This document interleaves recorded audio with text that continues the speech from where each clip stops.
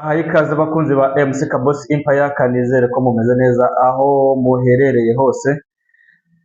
Kamasuhuze rero mpereye mu gihugu cyacu cy'u Rwanda, igihugu cy'imisozi igihumbi, igihugu dukunda turi benshi, ariko benshi muri twebwe tukaba twarakibujijwemo uburenganzira. Si benshi muri twebwe, ni hafi abanyarwanda bose bakaba barakibujijwemo uburenganzira, akaba nta kwishyira kukizana. Igihugu cyacu mu by'ukuri kikaba kiyobowe n'igitugu cy'umugabo witwa Paul Kagame na sisitemu ye ya FPR Inkotanyi. Nuko rero gasuhuza abanyarwanda bari imbere mu gihugu, abatwumva bihishe mu by'ukuri ari ibintu bidakwiye kumva radiyo cyangwa se kumva ibiganiro bya politiki, ntabwo byakagombye kuba byagucisha umutwe, ariko abenshi barihisha. Gasuhuza rero abanyarwanda bari mu gihugu cy'Ubugande, abanyarwanda muri SADC, abanyarwanda bari mu Burundi n'abarundi muri rusange turabasuhuje, kuko politiki y'akarere irabareba kandi ibagiraho ingaruka. Gasuhuza rero abanyarwanda bari mu gihugu cya Canada, inshuti zanjye kabisa ziri mu gihugu cya Canada, ndabasuhuje cyane mbikuye ku mutima. Abari muri Amerika, Australia, tuzamuke gato mu Bwongereza, mu Bufaransa, muri Espagne, aho muherereye hose nyaboneka mwumva ururimi rwacu rw'ikinyarwanda cyangwa se wumva ikirimi cy'ikirundi, umunyamurenge uri we wese ndabasuhuje cyane mbikuye ku mutima. Uyu munsi, uyu mugoroba bimeze neza neza nk'ijoro ryo kuwa gatandatu muri 1994, ubwo abantu benshi batakurikiranaga ibintu bya politiki. Abantu benshi bari barigize ntibindeba, bavuga ati biriya ni iby'abanyapolitiki bigiye gusinywa. Icyo gihe Perezida Habyarimana yaragiye gusinya amasezerano y'amahoro mu gihugu cya Tanzania, ariko biza kurangira ayo mahoro yaragiye gusinyira atabonetse, birangira abaye amarira n'imiborogo kugeza na n'ubu ngubu. Uyu munsi rero usa nk'uwo nguwo, kuko dutegereje yuko hari abagabo babiri bagomba guhurira i Rwanda mu gihugu cya Angola. Perezida Tshisekedi na Perezida Kagame bagomba guhura bakajya gusinya ku mushinga w'amasezerano y'amahoro.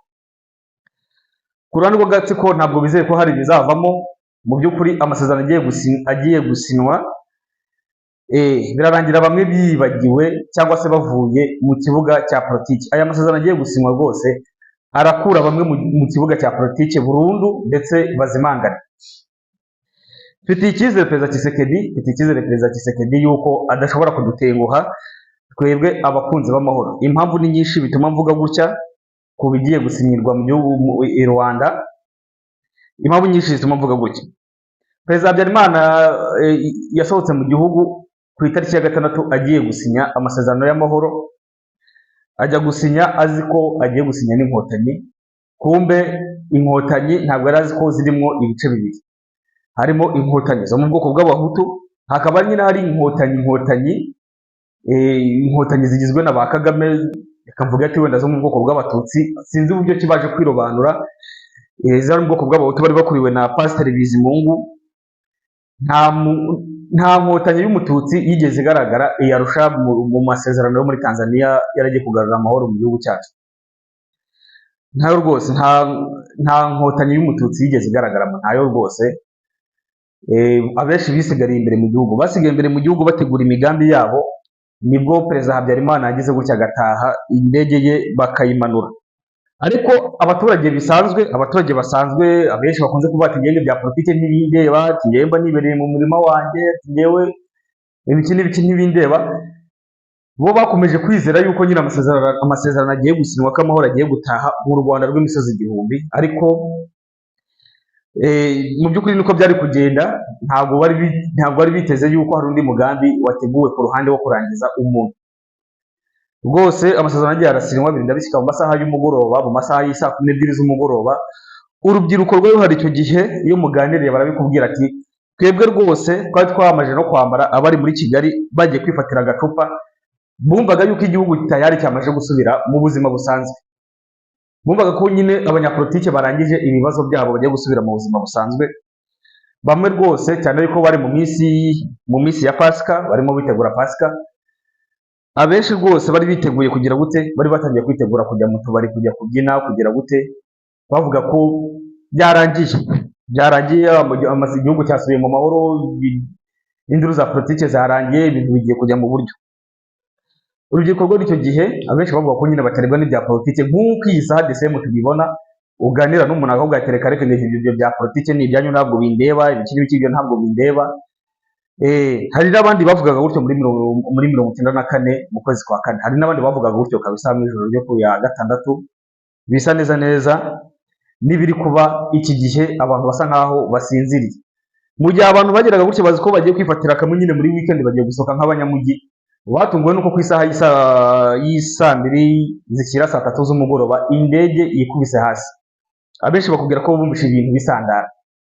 Kuva icyo gihe byari kuba ibyishimo mu mujyi wa Kigali, byari kuba kwishyura ikizano, byari kuba umunezero w'abanyagihugu, byaje kubaviramo amarira n'agahinda, kandi amasezerano yari yasinye.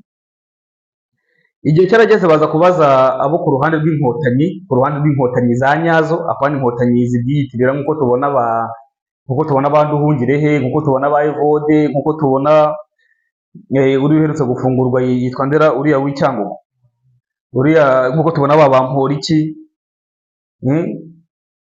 Hari izindi baje kubaza izindi nkotanyi zirimo Tito Rutaremara, zirababwira ati ariya amasezerano yari ari gusinwa muri Tanzania muri Arusha, ati yasinwe hagati y'abahutu ku bahutu, abahutu bari ku butegetsi bwa Habyarimana n'abahutu bari mu nkotanyi. Ubwo rero twebwe ayo masezerano ba Tito Rutaremara rwose ayo masezerano bayakubitira kuri bati ayo masezerano twebwe ntabwo yaturebaga, ayo masezerano ntabwo yaturebaga, ayo masezerano yarebaga abahutu ku bahutu, twebwe inkotanyi za nyazo z'abatutsi ayo masezerano ntabwo yabarebaga.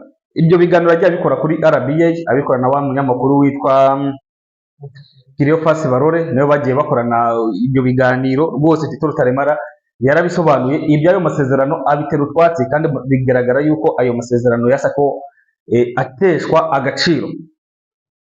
Ndetse muri ibintu biri kuba nonaha, ariko ndagira mbibutse yuko nyine diplomasi yarahindutse. Ibintu biri kuba nonaha, twabonye ibintu bigeze ahakomeye i Rwanda mu gihugu cya Angola, ibintu bigeze ahakomeye, ibintu bitangiye kwivanga. Kagame yasa akagira gutya atafata umuntu witwa Vincent Biruta atamukura mu masezerano ya Rwanda bagiranaga n'igihugu cya Kongo, kuko mbibutse ko ari amasezerano ari kuba hagati y'ibihugu bibiri, nk'uko bagiye guhura ari abaperezida b'ibihugu bibiri. Abonye bikomeye, ibintu byatangiye kujya rudubi. Tshisekedi yakomeje gushyiramo agakamba, akomeza gukanda akanyaga cyane, yasa ko afata umututsi Vincent Biruta amukura kuri iyo poste, arangije atahamagara uwo bita Budome, bisa nkaho yari yaramujugunye mu bintu bya ambasade, yaramujugunye hanze, arongera aramugarura amushinga minisiteri y'ububanyi n'amahanga. Mbibutse yuko Vincent Biruta iyo yajyanaga na delegasiyo irimo delegasiyo ye yabaga irimo Kabarebe, irimo n'abandi basirikare bashinzwe urwego rwa maneko rwo hanze y'ibihugu, niwe bajyanaga mu gusinya birya bintu. Uwo ni Biruta wajyanaga na delegasiyo, bitandukanye na delegasiyo uyu Budoma yajyanaga nayo muri ibi bintu. Nuko rero Budoma yaragiye asinya ibyo asinya, ibintu arabyica, ndetse rimwe na rimwe twabonaga uwo bita Yolande Makoro. Ese kuki tutabonye Yolande Makoro abijyamo, Yolande Makoro akamukosora? Twabonaga Vincent Biruta na Yolande Makoro barimo bavuguruzanya, basa nk'abantu bavuguruzanya, uyu yavuga ibi undi ibi, uyu yavuga ibi undi ibi, uyu yavuga gusinya, uyu akavuga ati reka ibyasinywe n'ibi. Politike y'inkotanyi turayizi, ni politike y'amanyanga, ni politike mu by'ukuri kuri njye navuga ko idafite icyerekezo mu bijyanye na diplomasi pe.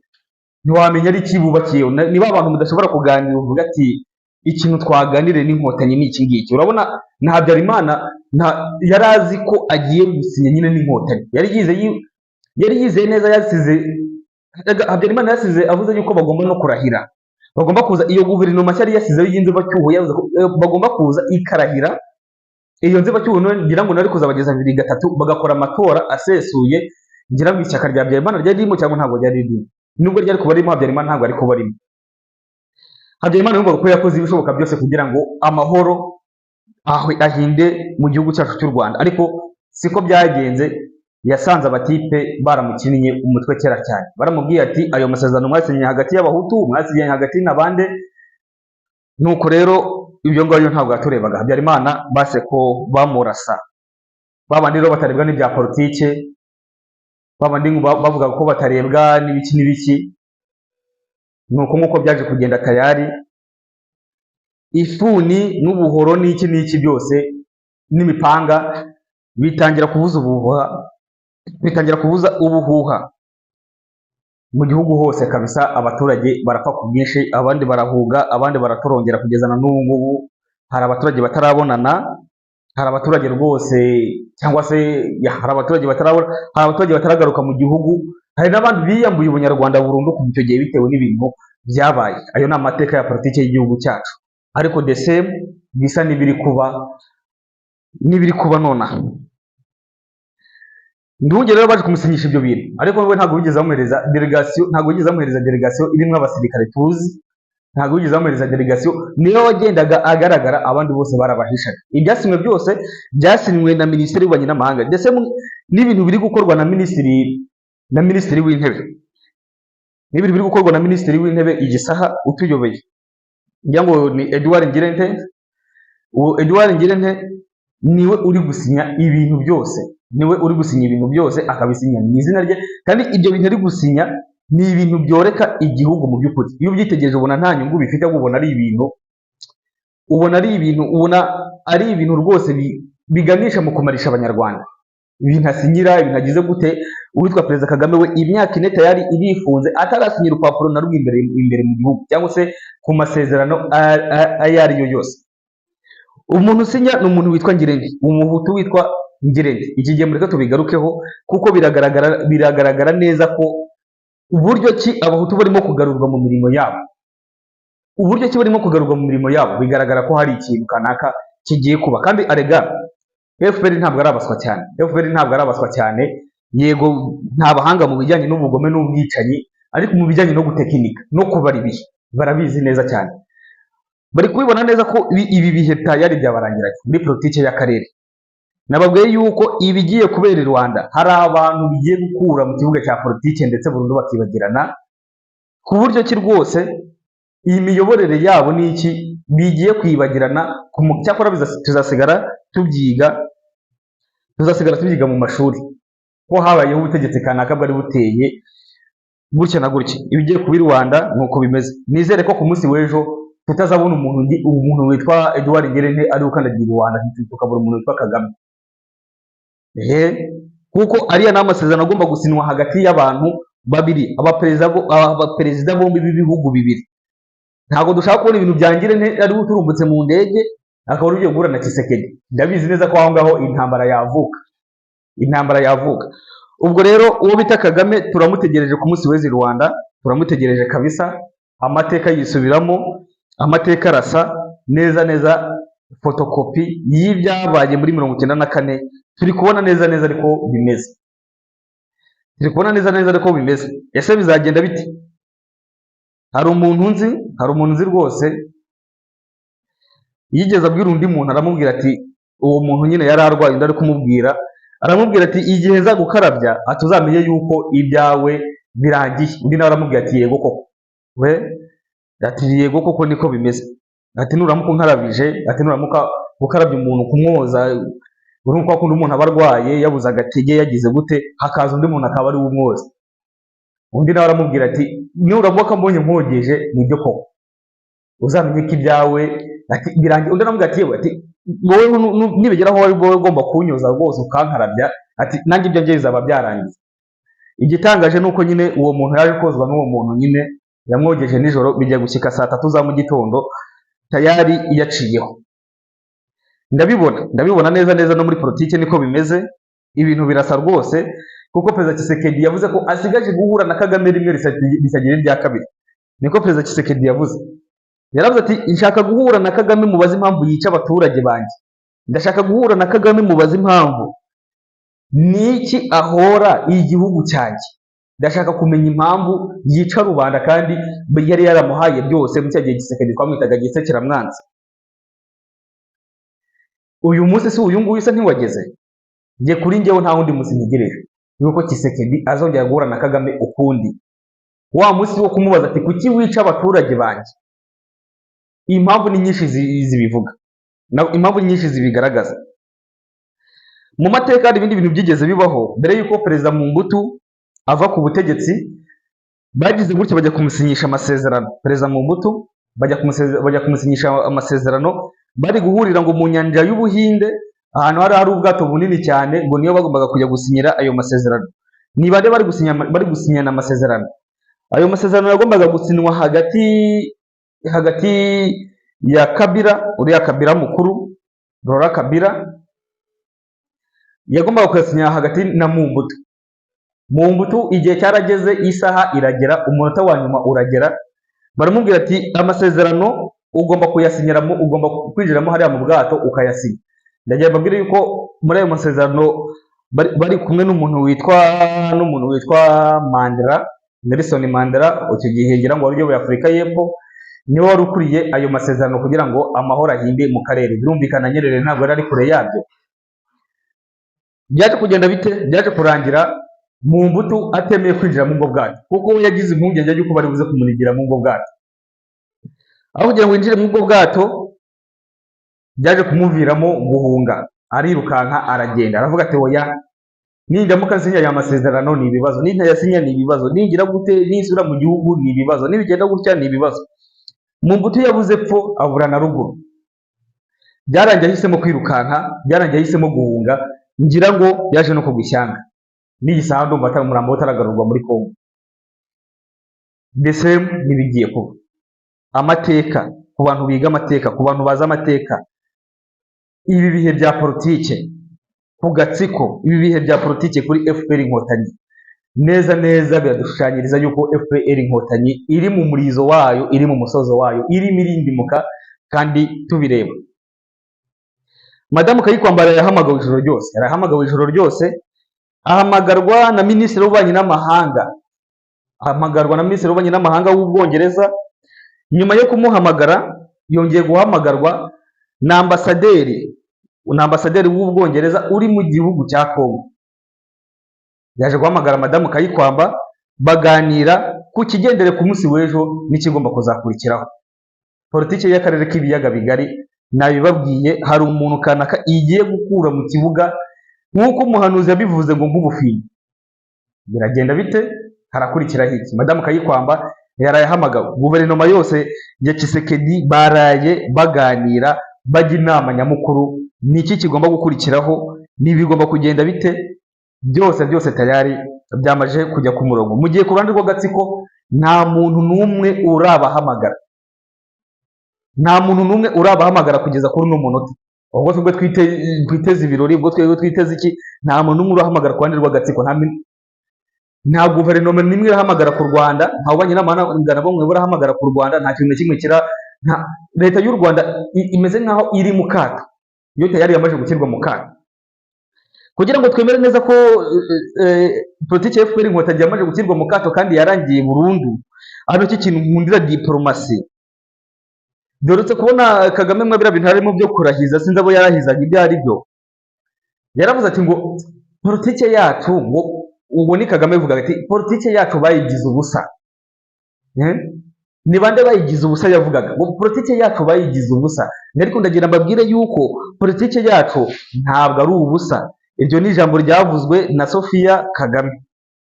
Ati politiki yabo bayigize ubusa, ati ariko ngo aragira yizeza abaturage, abivuga no mu ruhame ndetse n'ijwi riranguye, ati politiki yabo ya FPR Inkotanyi ntabwo ari ubusa. Ibyo jambo rivuze habura iminsi mike ngo bajye i Rwanda. Ngo yarivuze uyu munsi turi kwa kangahe? Kwa gatatu. Yarivuze ku munsi w'ejo ngira ngo nibwo yavuze iryo jambo Perezida Kagonyori Sophie. Mu kurivuga abacamanza basa nk'abumiwe cyane n'ibyo yarabanje kuvuga cyo kuzica abantu, yigamba cyane yuko amategeko rwose nta kintu amurebaho, ko yemerewe kwica, ko yemerewe gukora ibyo ashatse mu gihugu cyiwe, politike ko ibijyanye n'amategeko nta kintu bimurebaho.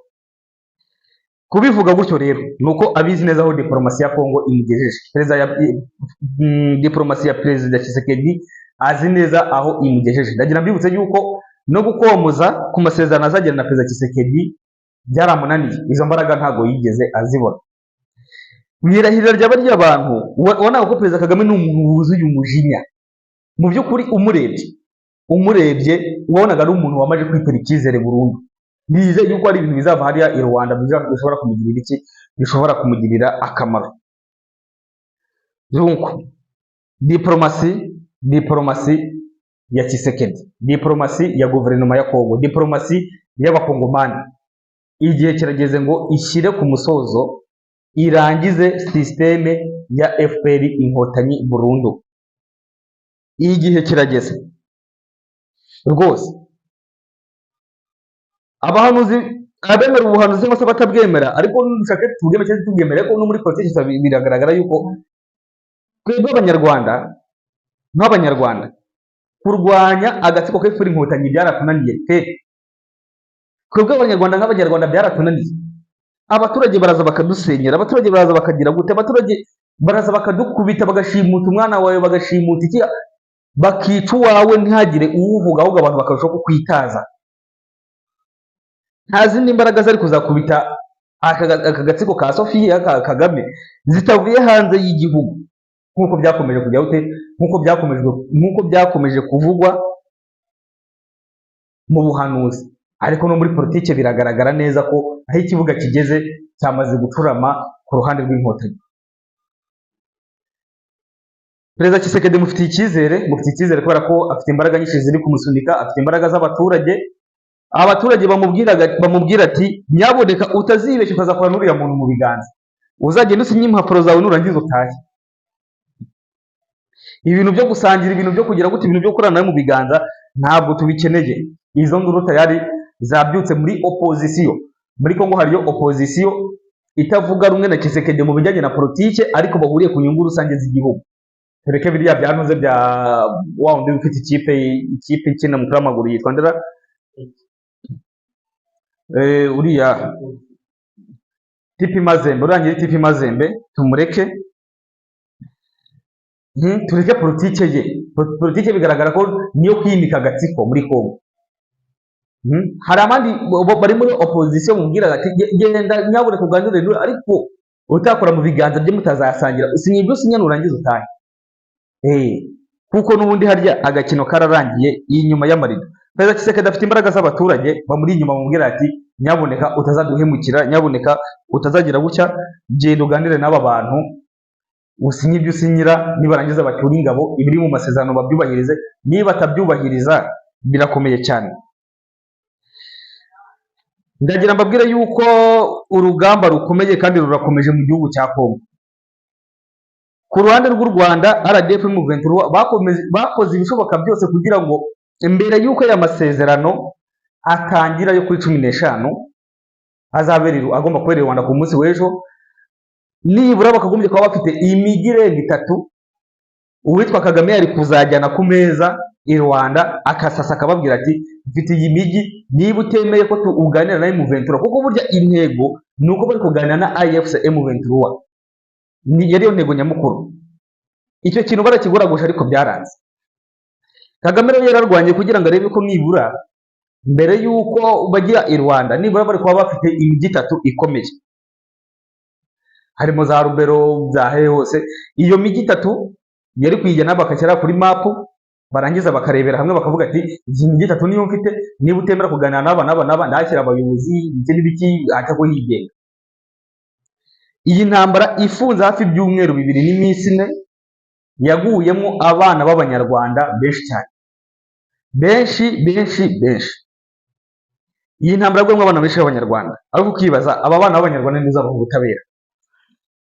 Aya maraso urabona basi iyo akimenwa cyangwa se iyo bagipfa, barimo barasa ku ruhande rwa Kigali, barimo barasa agatsiko, nibura bakazavuga ati abana dusize tubyaye cyangwa se ababyeyi bacu cyangwa se barumuna bacu bazasigara mu gihugu gifite umutekano. Ibyo bintu ntabwo bashaka kubyumva, bari gushaka kujya kwica inzirakarengane mu gihugu cya Kongo, aho kugira ngo mufate ayo masasu muhindukire. Nk'uko wazarendo batojwe n'inkotanyi, iyi saka bariho bari kurasa inkotanyi, aribo bari kurasa mwebwe. Wazarendo ni produit y'inkotanyi ariko bahinduye amayindi. Ni ngombwa yuko n'abana muri RDF inkotanyi, aho kugira ngo mushire nk'ubushwiriri, namwe nimuhindure mayindi, mumenye umwanzi wanyu uwo ari we. Bitari ibyo ngibyo murashira. mu mavideo rwose ateye agahinda n'akababaro gakomeye cyane. Hari video yasohotse ijya hanze aho umwana yagaragaye, bari abasirikare barenga 5 ba RDF Inkotanyi, hano rwose bari bafite ka kanuze babambaye k'idarapo ry'u Rwanda, igisasu cyamukubise gisatura kino gice cyose kigishyira hanze.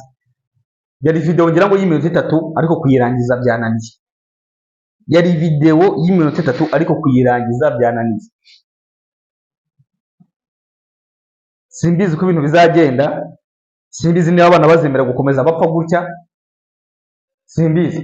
Ari imijyi barayibuze, ari iki byarabuze. Iyi ntambara ibaye mu byumweru 2 n'iminsi 4 itwaye abana ku buryo buteye ubwoba. Abana barapfuye ku buryo buteye ubwoba. Ubundi mbere nakundaga kuza hano imbere y'izi kamera, ndimo mbarina guhita kamvuga ati mujye mupfa sinzabarira sinzagira gute, ariko naje guhindura naje guhindura ibitekerezo. Ariko nibatagira ubwenge nyine bazamarishwa n'ubugoryi bwabo. Nta kuri nabivuga rwose. Ntabwo bishoboka ngo abantu babakire mu ntambara mushire muri 4,000, abandi 4,000 nabo babapakira amakamyo mushire mu gihe kitarenze icyumweru, abandi bizagenda bite? Ndagira mbibutsa yuko bana muri RDF Inkotanyi mwebwe mutwumva, mwebwe muduteze amatwi. Nyuma y'aya masezerano Perezida Tshisekedi yaguze intwaro zose zishoboka. Izo ntwaro zose ntabwo ari yemerewe kuzishyira ku rugamba. Ngira ngo murabizi neza ko iyo uguze intwaro, biriya bihugu bikugurisha intwaro bigenda bireba etape y'intambara uri kurwana urwego igezeho. Kuri iyi nshuro mukiva i Rwanda, bari abaperezida babiri bakimara kuva i Rwanda, leta ya Kongo guhera ku munsi w'ejo, guhera ku itariki ya 16 izaba yemerewe gukoresha intwaro zayo zose ifite za gisirikare. Ngira ngo bafite Sokoyi 45. Sokoyi 45 iri mu ntwaro 2-3 zigezweho igisaha.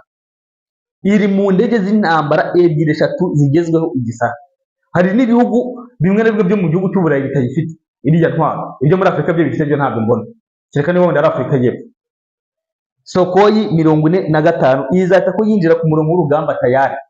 Bimwe mu bintu by'agaciro bizasiga itariki y'ejo 15. Kagame azajye gusinya ntazajye gusinya, azohereza yonde ntazohereza yonde, ibyo biramureba.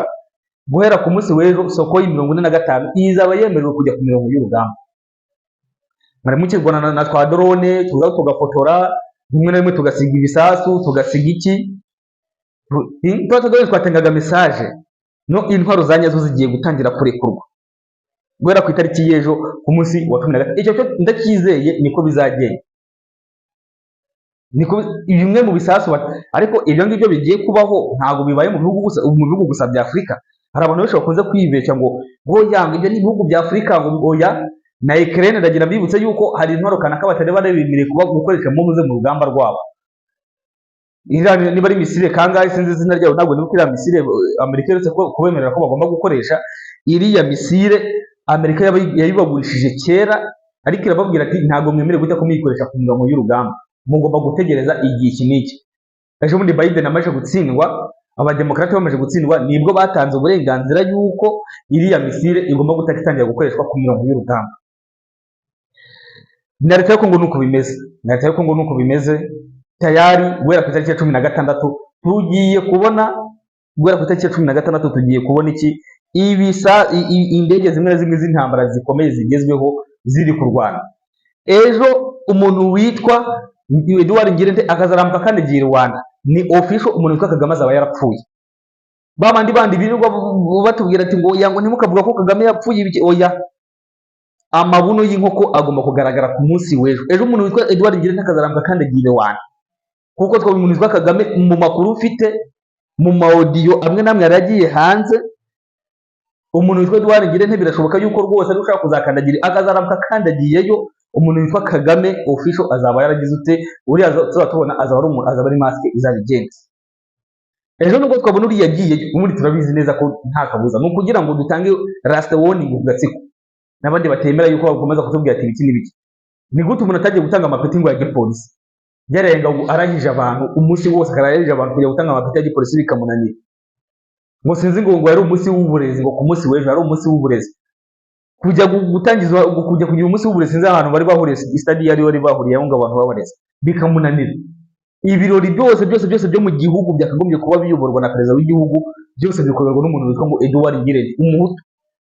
Ari no bakomeje kujya gusinyisha n'ibi bintu by'ibikontara n'ibisezerano bidafite shinge na rugero.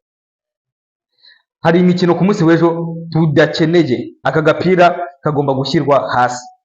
Abana muri ADF Inkotanyi nababuriye, turimo kubaririra muri ino minsi, ariko namwe mwibura ubwenge ngo mukomeze gushire nk'ubushwiriri. Naho nabonye batangiye gutoza ubwana bw'imyaka 12 10 n'ingahe. Nabwe ati ubu butegetsi bw'FPR Inkotanyi fotokopi nk'ugahitirere fotokopi nk'ugahitirere fotokopi nk'ugahitirere kabisa, nuko bigomba kugenda. Inkotanyi ntabwo zorohewe, haba mu rwego rwa diplomasi, haba mu rwego rw'iki. Inkotanyi twatuzi ko ari abantu basanzwe bakora lobbying. Ubundi ntugire ngo inkotanyi yaba ari inkotanyi cyangwa se Kagame yari akinariho, ntugire ngo ibintu byari kuzagera hano hose, aho babashyira ikamba mu ijosi bitegereje ngo babanige birangire. Ntabwo byari kuzagera hano hose. Umuntu witwa Kagame ni umuntu uzi gukora lobbying mu rwego rwo hejuru, kandi lobbying yakoraga ari lobbying zo mu rwego rwa politiki. Wareba iyi lobbying akoze ko bati ibyo kabisa rwose uri umwicanyi w'iki, ariko iyi lobbying ukoze ni y'agaciro. Ibi bintu bya Rwanda yari kuba yarabikoreye lobbying kera cyane kabisa, byaravuye mu nzira, byararangiye.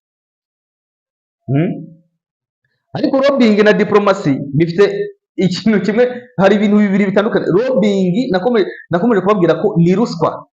Lobbying ni urwego rwa ruswa rwo mu rwego rwo hejuru. Lobbying ni urwego rwa ruswa, ni ruswa nk'izindi zose rwose pe.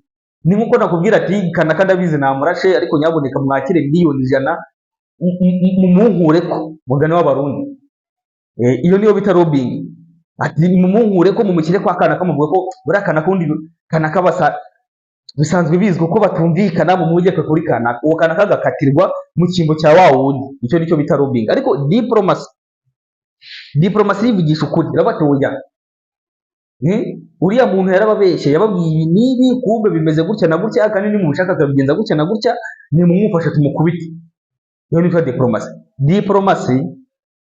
diplomasi ifata ibifaru, igafata indege, igafata bwa drone, ikabihindura inkoni, ikabihindura ikibando, ntagire ikintu kimwe bibasha gukora. Diplomasi. Ubu ikintu turimo dukora hano ni diplomasi mu baturage, diplomasi muri rubanda tayari yamaje kubagiramo, aho rubanda bagomba guhaguruka twese hamwe, tugahaguruka nk'ababyinnyi. Ababyinnyi barimo kubyina burya, niba umwe ateye ukuboko gutya, n'undi rero kugomba kugenda gutya. Niba ukuguru kuje gutya, n'undi rero kugomba kugenda. Nk'ababyinnyi, nk'abavuzi b'ingoma, rubanda twese tugomba guhaguruka tukavuga ati enough is enough. Abaturage bajabana nibo tayari badutangiriye. Abaturage bajabana bagize gutya, baraje barabasenyeye, batabahaguruka bose n'amamatera, bajya kwa gitifu baramubwira ati tugomba kuryama hano. Uyu muco w'FPR Inkotanyi wo gusenyera rubanda bitwaje ngo ni amanegeka. Amanegeka naya nyirayo, yari afite ubushobozi bwo gushaka ayo manegeka, nanagira n'ubwo bushobozi azikoramo mw'ayo manegeka, ajya kubaka kandi hantu heza. Si ngombwa ngo umusenyere, oya, si ngombwa ngo umusenyere. Muri ayo manegeka rero abaturage bajabana bavuze ati oya, ibi turabyanze, revolution irara itangiriye ijabana. Ariko ntabwo bigomba kurangirira aho ngaho. Ni ngombwa yuko abantu bose barangaye, abantu bose bakirebera, nyaboneka umuco wo kurebera undi arimo ababara nituwuhagarike. Umuco wo kurebera undi arimo arengana nituwuhagarike. Ndabasabye, uyu Kanaka arengana, ako gapolisi nako kadaso nako gaki, mufataranye hose mushyire hamwe, muhondanye imitwe, mukubite hasi. Nimukubita ubudaso bungahe, 5 buri muri iyo migi, ntabwo muzongera kubigera. Umuntu w'umumama ufite umwana urimo gucuruza imineke, urimo gucuruza iki, bakamutera bakajugunya mu modoka, abantu barimo kurebera. Abantu b'abagabo, abantu bagize ute barimo kurebera. Oya, ntabwo byakomeza. Aba baje abana nibo bakomeje kurebera abanyahe, barimo bayisenyera bagira gute. Abantu muri banyahe bagerageje gukora revolution. Hari ahantu muri banyahe revolution yarashobokaga cyane. Aha abaturage baje abana iyo bakimenya ko no bazasenyerwa, ko no bazakurikiraho. Harya handi barutse gusenyera bahita gute? Nta n'ukwezi gushize bacenye iriya muri durutse kubagezaho harya ahantu bahita gute. Iyo bari abaturage nabo mwa kiriya gice, naho ni muri Kigali, niyo bakibimenya bati niko dukurikiraho, nabo tayari bari kuza bakifatikanya n'abaturage bo muri banyahe. Kangondo abantu biremera iyo bakimenye ko bazakurikiraho nabo tayari bari kuza bakifatanya n'aba ngaba, revolisiyo ikaba gutyo. Rega leta y'FPR Inkotanyi yubakiye ku iterabwoba. Nuvuga ndakwica ntabwo ari abantu bati oya, nuvuga ndakwica, nuvuga ndagushimuta, nuvuga ndakugirira nabi, nuvuga bubakiye ku iterabwoba, kandi iryo terabwoba kuki rikomeza kugira imbaraga nuko twebwe rubanda ariko dukomeza kubahereza ibyo biganza, nitwe dukomeza kubahereza amaboko no gutera ubwoba. Umutungo w'igihugu wagize gutya wose wibasirwa n'abantu bamwe, abandi birirwa babasenyera, icyo bashatse baragikora, icyo bageze gute bakagikora, ariko abaturage bajabana ntibacike intege kubera ko indi mirenge ibegereye yanze kugira icyo ikora. Kubera iki? Uyu munsi ni Jabana, ejo n'undi murenge, uyu munsi ni Barnyahe, ejo ni Jabana, ejo ni Jabana, ejo ni Remera, ejo ni Remera, ejo gutyo tuzisanga twarirukanwe mu gihugu cyacu burundu. Nabwo ati nyuma y'imyaka 15 abaturage nidukomeza kurebera bino bintu biri kuba, abaturage nyuma y'imyaka 15 tugakomeza kurebera bino bintu biri kuba, tuzaba tubayeho nabi kurusha nabo twita basanga butaka isa cyangwa se abaka izina ryabo bwite. Tuzaba tubayeho nabi abasanga butaka mu byaro tuba turi musi yabo, ahubwo abasanga butaka ahubwo ndabona aribo bari kugenda bazamuka, mu gihe abandi turi muri za munyangire, uri igiti agatsiko kakatubyarisha no kugacu tukabyemera. Ntabwo bindi bose twakomeza kubyemera. Umutungo w'igihugu arega, igihugu cyitwa u Rwanda hari abantu bagitegereje ngo hari irindi terambere bategereje. Irindi terambere mutegereje ni bwoko ki? Wese iterambere nyine ry'agatsiko. Umutungo w'igihugu uri mu muryango ikiswe umuryango w'FPR Inkotanyi. Umuryango w'FPR Inkotanyi ugizwe n'abandi, ugizwe na Kagame na Kabarebe na abantu batarenze 200. Abandi bose batunzwe no kurya tuvungukira, kuko w'abantu 200 batakaje izindi miliyoni 10 na zingahe zisigaye 10 zitunzwe no gutegereza ko abandi bato tuvungukira akazi ko barya. Abantu bafite igihugu ariko bakirirwa bajya gusabiriza amafaranga mu diaspora hanze y'igihugu, bafite igihugu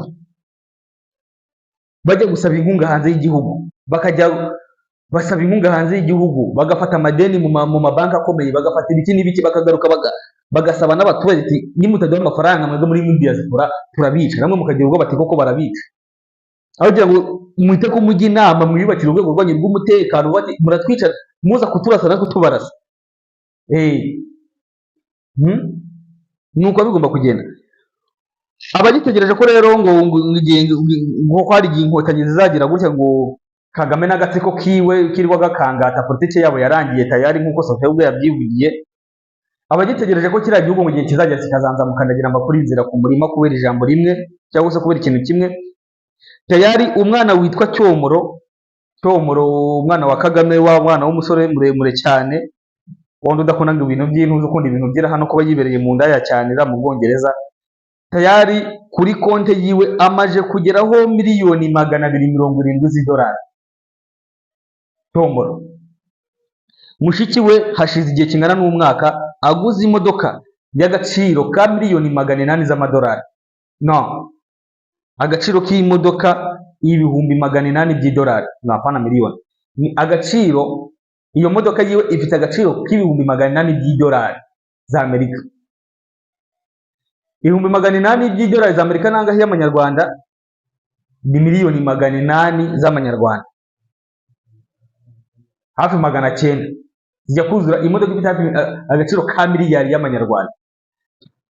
Umwana w'umukuru w'igihugu uwo ni Ange Kagame. Cyomoro tayari afite miliyoni 270 z'idolari. Ndagira mbibutsa yuko izo miliyoni 270 z'idolari ni miliyoni zibitse zitari muri muvoma mu gihugu. Mbibutsa ko ise afite miliyoni isa ariko bakaba muri miliyoni 700 z'idolari. Nuteranye iz'umuhungu urasanga nibura umuryango umwe ugiye kubika miliyari y'idolari.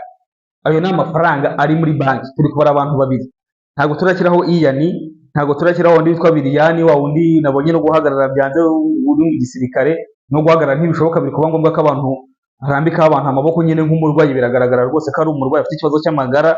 Ibyo byo ni ibya buri wese byo kurwara, si ukumuseka. Nushyiraho uriya ni w'umusirikare, wenda ariko nawe ubare wasanga uriya muryango ushyiraho Jeannette Kagame, ushyiraho n'ibiki, amafaranga kashe abari kari mu mpapuro, amafaranga kashe abari kari mu mpapuro ari mu muryango umwe First Family, urasanga nibura ujya guhura na miliyari 2 z'idolari. Ayo mafaranga ari kuri banki arabitse muri Panama Papers, andi abitse muri za banki za Monaco. Mukunze kubona Kagame ajyayo cyane.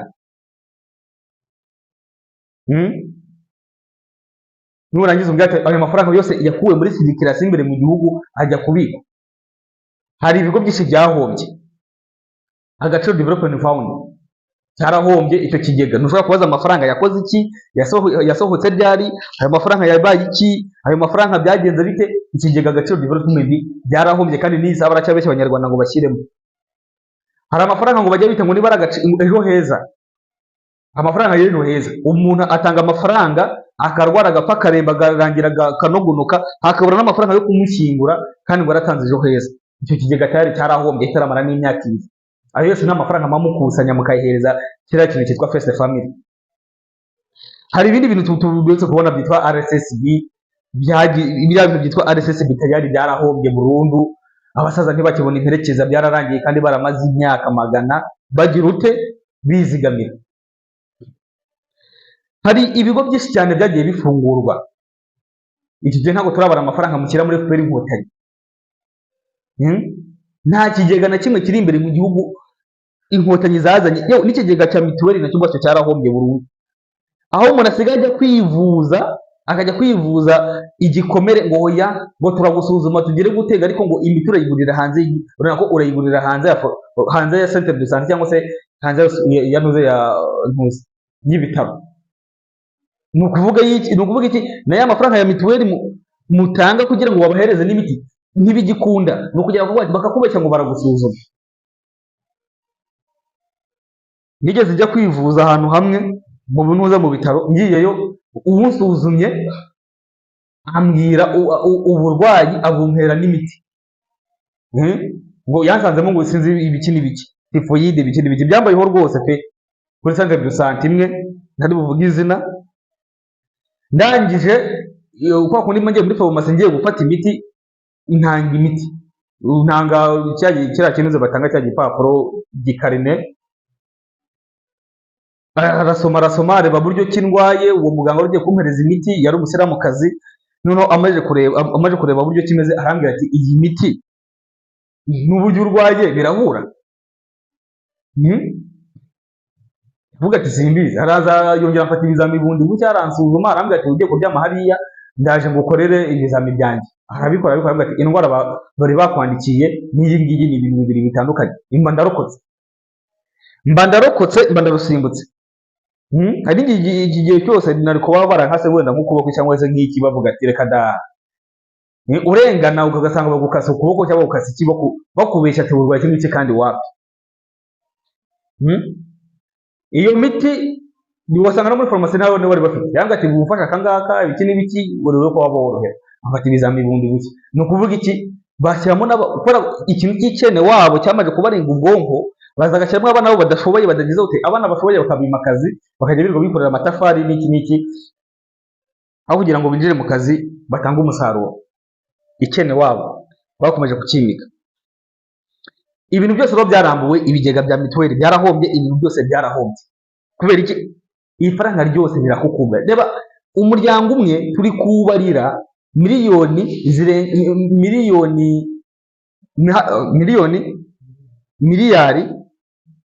2 zirenga.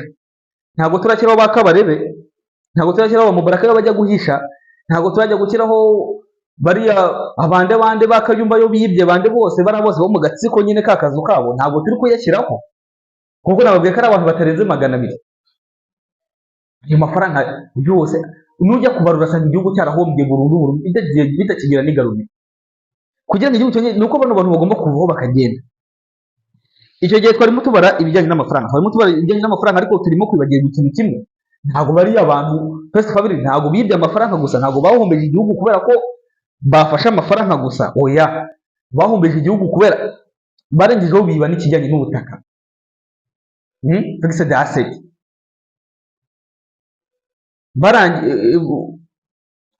igihe cyarageze bajya mu bintu by'inyange, bazanye ikintu cy'ikigo cyitwa ngo Crystal Venture. Crystal Venture igacuruza indege. Rwandair ni iyabo, harimo agace kabo gatoya, harimo n'akandi gace k'abanyakatari, Qatar Airways. Baribye kugeza ubwo bacuruza indege, bakamanuka se bagacuruza n'amatafari. Cya kigo cyitwa Crystal Venture bacuruza indege, bakamanuka bagacuruza n'amatafari, bagacuruza n'ibirayi, bagacuruza na ya miceri yo mu Bugarama, byose biraza bikamirwa n'ikintu kimwe cyitwa Crystal Venture, kugeza ku mata. Ufese family, umuryango wa perezida ucuruza n'amata, bagacuruza amata, bagacuruza n'amatafari, bagacuruza ibintu bya Rwandair, bagacuruza amahoteli, byose biri mu kintu kimwe cyitwa ngo Rwandair. Hari ubutaka buri Kagugu hariya imbere y'umurenge wa Kinyinya, hari ikintu cy'igisambu kinini cyane, ngo ari ahantu ngo abapolisi ngo batoreza ngo ibintu by'imbwa. Kiriya gisambu cyose ni icya Kagame. Hari ikigo cyitwa SOS, ni icya Kagame. Uzamuke haruguru hari ikigo kibumba amatafari, nicyo bita Gatera Joseph. Gatera Joseph iriya Kinyinya, hafi bitatu bya kane bya Kinyinya ni ibya Gatera Joseph na Kagame, nibo bantu bayigabuye. Harimo akantu k'akanuze iriya midugudu ni iyo mugabo, niba hajya ninde bamwita ni Gatera, ni uriya wanashyize ari amapave hariya ku rusengero rwa Kiliziya Gatolika rwa Kagugu. Ukomeza urebeho hose, Inyange ni iya Jeannette Kagame, Ruriba ni iya Jeannette Kagame, Horizon, NPD, ibiki byose byuye mu kintu cyitwa Crystal Venture. Ruvuga ko 70% by'amafaranga byinjira mu gihugu nta konsomwa mu gihugu na circulation y'amafaranga yose ajya muri nuze mu muryango wa bari abantu. Ntabwo twashyiramo bakazura, ntabwo twashyiramo wa wundi ba Dodo, ntabwo turashyiramo bandi. Buri segiteri yose abasirikare barayinjiriye kandi bice mu kintu cyitwa Crystal Venture. Crystal Venture rero ntabwo ishinzwe gukontorora ibiri imbere mu gihugu gusa, oya. Crystal Venture irasimbuka ikareba n'ibiri hanze y'igihugu, ibiri kubera muri Mozambique. Muri Mozambique ntabwo biba gaze gusa bayishyira Abafaransa, hariyo n'amasambu bahinga bari barahawe na Perezida Nyusi. Nujya muri Central Africa naho nuko bimeze, nujya muri Congo Brazzaville naho nuko bimeze. Biriya bisambu byose birakontororwa n'ikintu cyitwa Crystal Venture. Ikintu bakora ni ukureba wa muntu nyine w'umudogiteri wise umudogiteri, bakamufungura bakavuga ati genda byo guhagararira ibyacu biri hariya, bakamugenera agashahara. Ni ibyo ngibyo. Abajura tugomba kubamagana, barangiza bakigira abantu bica bagakiza. Jeannette Kagame yabyuka mu gitondo ati ndashaka iriya Nyarutarama yose ndayishaka, bugacya abaturage barenga ibihumbi 20 ingahe bakabasenyera imidugudu ingahe, bakayisenyera bakayishyira hasi kugira ngo umugore wa perezida ngo abone ubutaka, agomba kubaka ibigo by'amashuri. Baje kubabwira SOS, hari icya kigo cyitwa FAWE, ni cya Jeannette Kagame. Hari icya kindi SOS, FAWE, Green Hills, bya bindi byose bya Kigali Parent, byose. Ikintu bagenda bashaka ni uguhindura amatitere y'abantu kandi bagenda babyandikaho, ariko biriya byose biri mu kintu cyitwa Crystal Venture. Ikintu cyitwa Rugari gicuruza amatafari, gicukura imicanga, ibyo byose ni ibyo ku muryango wo kwa Kagame. Ntabwo rero amafaranga ashobora kuza ajya mu miryango itarenze 200, igihugu gituwe na miliyoni 16, mwese igihugu kizatera imbere. Nkunda Perezida Evariste Ndayishimiye, nkabura uko ngira umwana w'umukobwa isaherutse kumubaza ati amafaranga uyakura he? Uvuga no umukobwa rwose utanashamaje cyane, wisiga bisanzwe nyine bya gikobwa bya gikumi, ufite agakara keza rwose, umukobwa mwiza cyane kabisa uteye amabengeza, umwana wa ntuze wa Evariste Ndayishimiye. Ntagenda abwira se ati ngwino nkore kantu nkura amafaranga. Umwana yagiye uruganda rutarengeje na miliyoni sinzi 10-15 z'amarundi, ariko ati dore nguru uruganda rwangiye rukora amavuta yo gushyira mu misatsi. Aya mavuta mfite isoko muri Kongo, mfite isoko ry'imbere hano imbere mu Burundi, mfite n'isoko muri Tanzania. Amwereka umushinga buryo kiyawizeho, amwereka laboratoire, amwereka ubuziranenge. Ari perezida w'igihugu Evariste Ndayishimiye ari kumwe n'umukobwa we, byaciye ku mayekara yo mu Burundi. Ariko ubuzima bw'abana wa Kagame ntushobora no kubumenya, ntushobora no kubaza bakora iki. ni ukwiba rubanda tu, nyina ariba, isi ariba, umwana bariba, n'abuzukuru bwese n'ubundi bakuru. None se tubayeho nyine muri cyami tubyemere gutyo banyarwanda banyarwandakazi, cyangwa turahaguruka twiminjiremo agafu,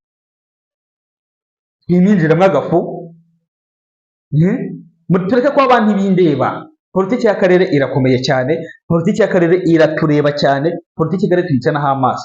Tureke kuba nk'aba bandi bo muri 94 bari ati Perezida Habyarimana bitubereyemo, Perezida Habyarimana agiye gusinya amasezerano, bikarangira bibaye amarira n'imiborogo kugeza kuri uno munota. Mujya muhindukira mubaza ababyeyi banyu, mubaza ati kiriya gihe Perezida Habyarimana yagiye gusinya mwiyumvaga muti? Ni iyihe mood yari iri mu gihugu, byari bimeze biti? Ntabyo ndi kubona iyi saha bigiye kwisubiramo tayari. Ariko abarimo kwiga politiki ntibareba, izabareba ku ngufu. Bisanze mu myobo, hari abisanze mu kandi baba politiki ntibareba, ariko ibagireho ingaruka. Ababyeyi babo barapfa, abantu turapfusha abanyarwanda. Nyagasani sinzi ko nabivuga, ariko ni ngombwa tugomba guhumuka. Aho kugira ngo umutungo ujye mu biganza by'abantu bamwe, umutungo w'igihugu tuwusaranganye, ibyiza by'igihugu tubisangire nk'abanyarwanda. Ibyiza umwana w'umukuru w'igihugu simaka katagira amafaranga, ariko ni ibice mu nzira ziboneye. Nk'uko mbahaye urugero, umwana wa Evariste Ndayishimiye w'umukobwa yafashe se ni video rwose abaye mu kwezi kwa 11 mu mpera zaho, aravuga ati dore uko umushinga nawe utangiye, uko umushinga nayo nkora amavuta nkayakora muri ibi yo gusiga imisatsi, kamera burya amavuta yanjye afite karite, afite azahangana ku isoko gutya na gutya. Abana ba perezida bigaragare nyine babaho nk'abandi bana aribo bose, tugabura ibyiza by'igihugu, nta moko, nta kintu. Ariko politiki y'agatsiko FPR Inkotanyi, icyago cyo bareba ni lobbying, ni ukwishyura amafaranga, ntabwo rero yari kubakundira, ntabwo kujya ute politiki ya FPR Inkotanyi dore ngiyi irarangiye, politiki ya FPR Inkotanyi dore ngiyi igeze mu marembera, politiki ya FPR Inkotanyi bye bye. Ntabwo ukuri kuzatsinda ikinyoma, nako ntabwo ikinyoma kizatsinda ukuri, siko bivugara, naza kwibeshya. Nyarwandakazi, kabashimire, nyaboneka mukande subscribe, like, share, commentaire. Amaso yose, amatwi yose, ibiki byose tubihanze Rwanda. Murangora muvoma zigiye kubera i Rwanda, buri munyarwanda wese nahumura amaso arebe igiye kuhabera kugeza Kagame agarutse. Kubera iki? Bisobanuye kinini muri politiki y'akarere k'ibiyaga bigari. Tuzagaruka tubisobanura kamwe ku kandi. Murakoze cyane.